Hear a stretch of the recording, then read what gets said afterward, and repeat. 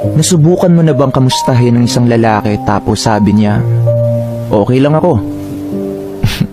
Hindi yan totoo, ako mismo ang magsasabi sa'yo. Gabi-gabi palagi siyang nilalamon ng lungkot. Yung utak niya ay sasabog na sa mga problema at puot. Hindi siya makatulog sa kakaisip ng mga bagay na di tiyak. Tanging unan lang ang nakakakita ng kanyang mga pag-iyak. At ang dahilan kung bakit siya umiiyak hindi dahil mahina siya, kundi dahil matagal na siyang lumalaban at pilit kinakaya pa. Laging tanong sa sarili kung may halaga pa ba ang buhay niya, o baka bigyan lang siya ng halaga kapag siya ay nasa hukay na.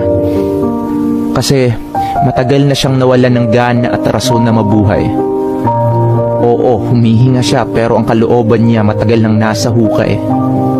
At ang dahilan kung bakit di niya ito sinasabi sa iba, kasi alam niyang pagtatawanan lang siya kasi lalaki siya. Sad boy, madrama, OA at marami pa.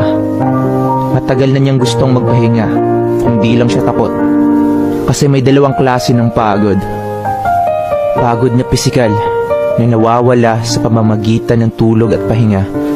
Habang yung isa, di ko alam, mawawala lang ata kapag ikaw na ay namahinga. At kung nagtataka ka kung paano ko alam ang mga to, kasi katulad niya, okay lang ako.